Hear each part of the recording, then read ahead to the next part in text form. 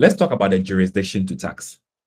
Now, the first thing I'll tell you today is that your paper does not exist. This paper doesn't exist. There's not a single tax anywhere in the world called international tax.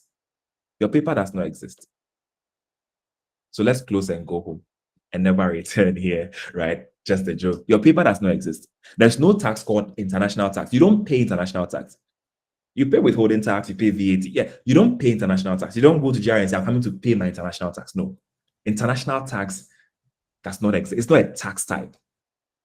International tax comes in because we are looking at the tax implications, basically, of cross-border transactions. So international tax does not exist. There's no such thing as, oh, international tax. I'm going to pay my international tax. GRA came to audit me and the audit report had international tax of 10,000. No, it doesn't exist.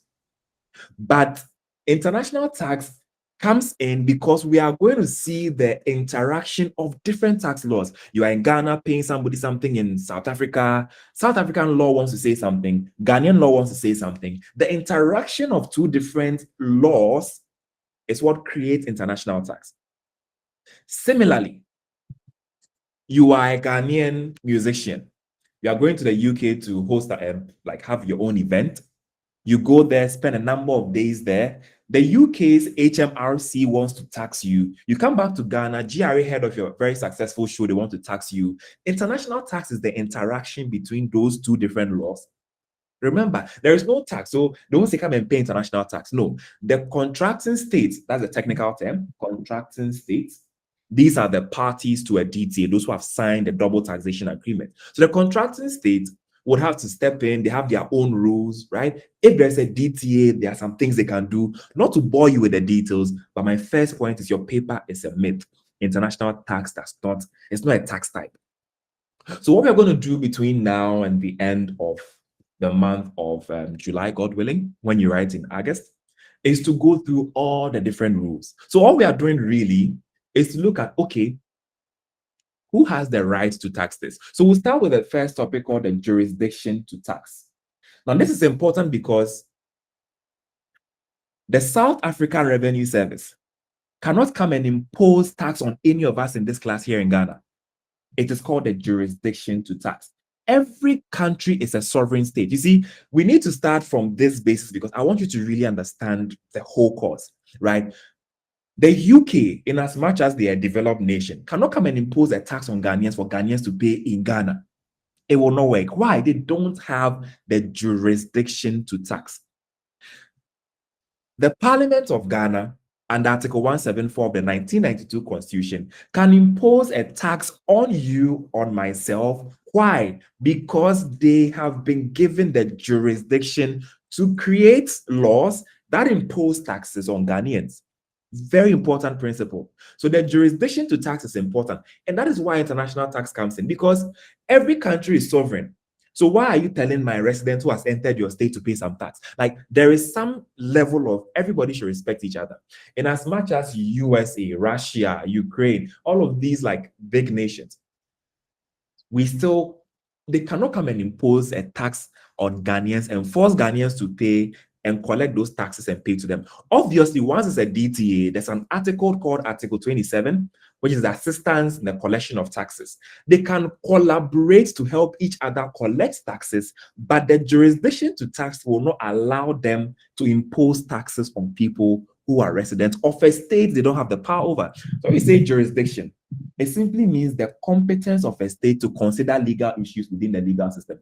This is not international tax yet. It's general law. When we say jurisdiction in law, right? Jurisdiction basically means what? The competence of a state. So you can even talk about a court's jurisdiction. So the lawyers here will tell you, right? Some courts have jurisdiction over some types of cases. The same when we say jurisdiction in international tax is the competence of a state to consider legal issues within their legal system. You have the right to touch on that. So its court can clearly consider its own domestic laws, but the way that foreign or overseas law of another country comes within the accepted rules of interaction between domestic laws internally and external foreign law. So we call this one conflict of law rules or private international law. So the lawyers will also tell you that international law, do we really have international law?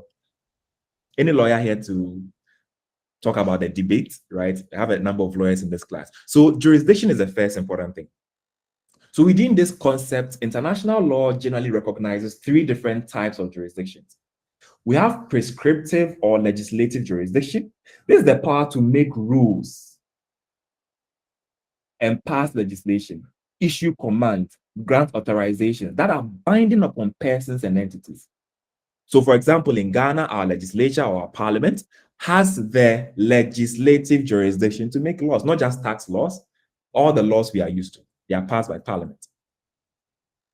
That's prescriptive jurisdiction or legislative jurisdiction. We have the adjudicative jurisdiction. This is the power of the state courts to resolve disputes or interpret the law through binding decisions. Similarly, the courts of the Supreme Court of what different countries cannot rule on a Ghanaian case and expect it to be binding on Ghana, because under our constitution, it is Ghana's court systems that have the adjudicative jurisdiction over what matters. So we can't, if at the same way, Ghana cannot rule on a case on Nigeria and expect Nigerians to call it a binding precedent. It won't happen. Every state is sovereign. So because of this, I'll talk about Article 25. It's called Mutual Agreement Procedure. States can come together and decide to collaborate, resolve a dispute. But it is only possible because the DTA they've signed, they both agree that where there is a conflict, bring the conflict to MAP. When I say MAP, I mean Mutual Agreement Procedure. We'll talk about this as a full topic. We have enforcement jurisdiction. This is the power to use coercive means to ensure that rules are followed, commands are executed, entitlements are upheld.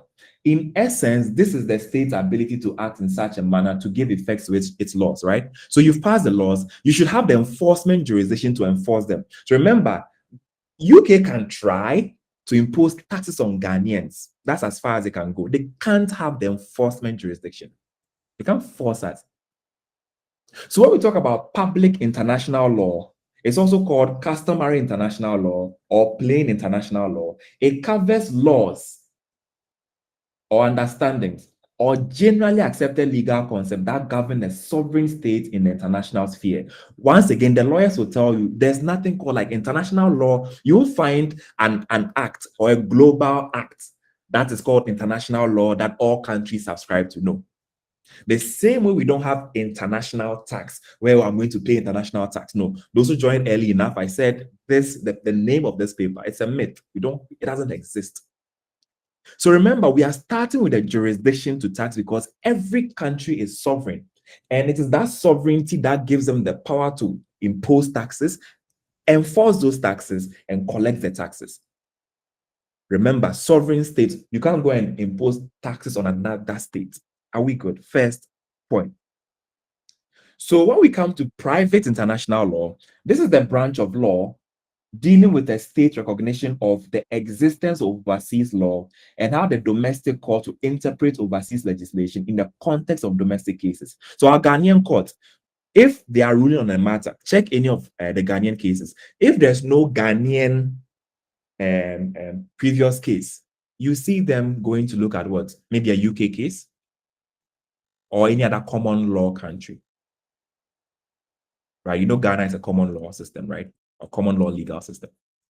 So in as much as there's sovereignty, they also know that, oh, it is possible that maybe this matter I'm currently looking at, another state has decided on it. Let me go and check what they did and then use that to do my ruling.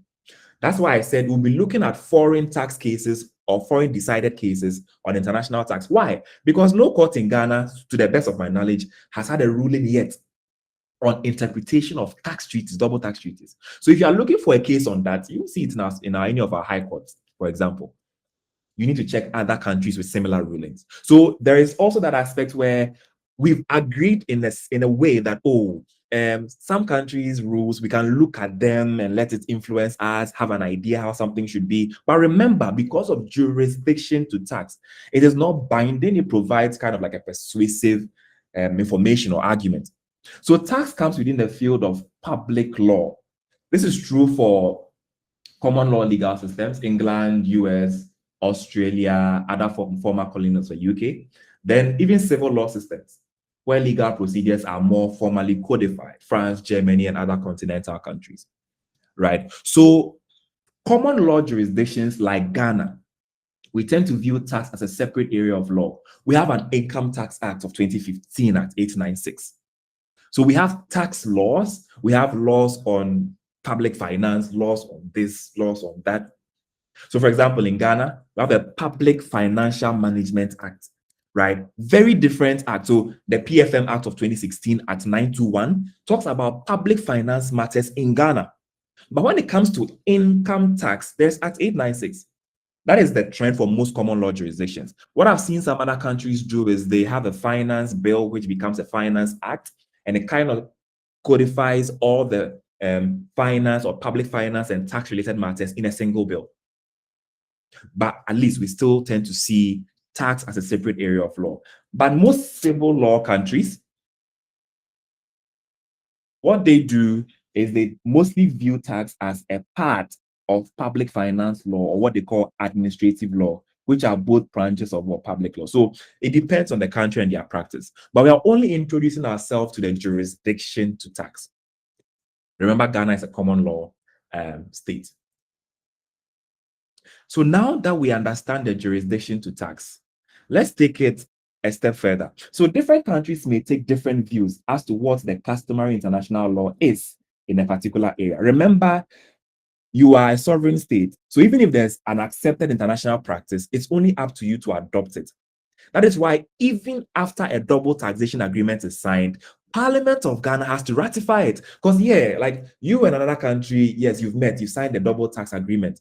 But our parliament is the only body authorized under Article 174 of the 1992 Constitution to impose varied taxes, for example. So if there's a new agreement seeking to vary the way a tax should work, Parliament should bless or ratify it. So unlike typical domestic court systems within a country's legal system, such as municipal courts in international law, there's no formal framework of worldwide courts which govern sovereign state. Like, it's not as if we have international criminal court and all of those things, but it's not as if there is a court somewhere that, in a global case, we are taking that. No, because what? States are sovereign. There are, however, courts that are created out of international agreements between sovereign states. Yes, countries can collaborate and say, you, because of this, let's agree that when there is a dispute, we'll take it to this international court in The Hague, anywhere. Right? Those in the EU, European Union, they have their own court system that they've agreed because they are members of the EU. But remember, every state is sovereign. A state may submit legal issues affecting sovereign states to the jurisdiction of a non-national court for consideration by that court. Generally, however, such courts are a court of last resort. So the prominent court in this context will be the International Court of Justice and International Criminal Court, which sits at The Hague, right? Like I said, remember, this is not about tax, particularly. We're talking about the fact that international courts exist.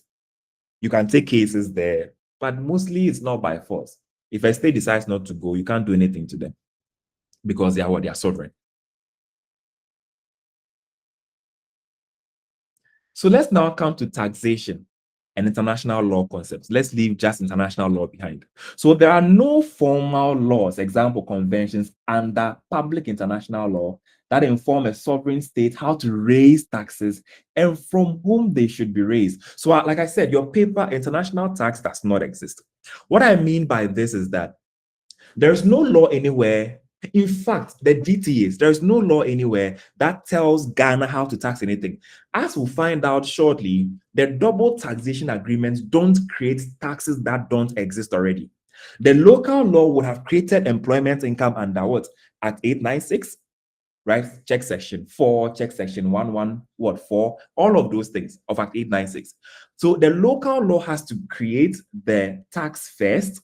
Then the DTA will come in and allocate what we call taxing rights.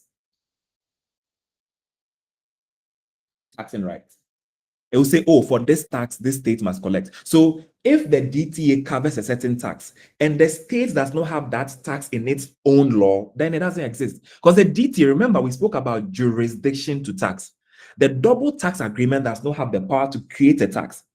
It's like an agreement we both entered into to say that, okay, we'll be doing a lot of trading between ourselves, like you and I, as two different countries. So when there's a challenge, let's have an agreement that will govern such issues. But like I said, the DTA has no power, has no sovereignty, has no rights to create taxes. It allocates taxing rights mainly. So we call something the rules of allocation. And there are so many such rules to learn under different articles. So I'll teach you that as well. So in this sense, there's no such thing as international tax. Like I said before we started, it doesn't exist. However, it could be said that there are generally accepted principles that apply similarly to that commonly cited international law, things we'll call territoriality and nationality. So we are building up gradually. Territoriality, nationality. So the right of a state to tax your income, your profits, or your gains from transactions or sources arising within their territory is referred to as source taxation. This is a territorial concept. So some states or municipalities will tax purely on the basis of territoriality, like Hong Kong. Most do not. All states, however, do apply the principle of source taxation within their tax regimes. For Ghana, for example, we'll learn shortly that for resident individuals, we tax you on your worldwide income. For non-residents, we'll tax you on your income that has a source in Ghana. Source in Ghana is defined to mean incomes that either accrue in Ghana or are what? Derived from Ghana. So every state has some level of source-based taxation. This is the principle of territoriality. Did the income arise in that country? If yes, all things being equal, then the state has the territoriality. But don't forget, we'll come to the articles of the DTA, which may allocate some particular income items to another country. So further, the right to tax residents of a particular state is similar to that of nationality in that the place of residence of a person, including artificial persons like companies, will determine whether a person is liable to tax in a particular jurisdiction. I hope we all know that national of Ghana is not the same as resident of Ghana from a tax angle. You may be a Ghanaian national because you have a passport or a citizen, but you are not resident in Ghana. We'll look at all of these things. I'm just introducing you to some concepts. So residence is a very important concept. We call these things the connecting factors. Connecting factors. So the methods for determining residence include your physical presence in a state for a particular duration. For example, in Ghana, right? If you do under section 101 of Act 896, if you're an individual and you do 183 days or more in aggregate within any 12-month period that commences or ends during the year, I'm quoting exactly because I've seen it so many times, right? You'll be resident in Ghana, even if you are not a citizen. Ghana is not the only country with this rule. Many countries do. So there will be that conflict. Things like a home that you have available, some of the economic connections you have there. In the case of US, it even goes as far to include citizenship. So there are many different concepts that, we spoke about jurisdiction to tax, the right of a state to even tax you. But there must be some things that will exist before the state can tax you. So these are different things. Okay, do you have income source there? Are you a resident of that country? Are you a national? Are you a citizen? Once again, nationality, citizenship, residence, different definitions based on country. Any question?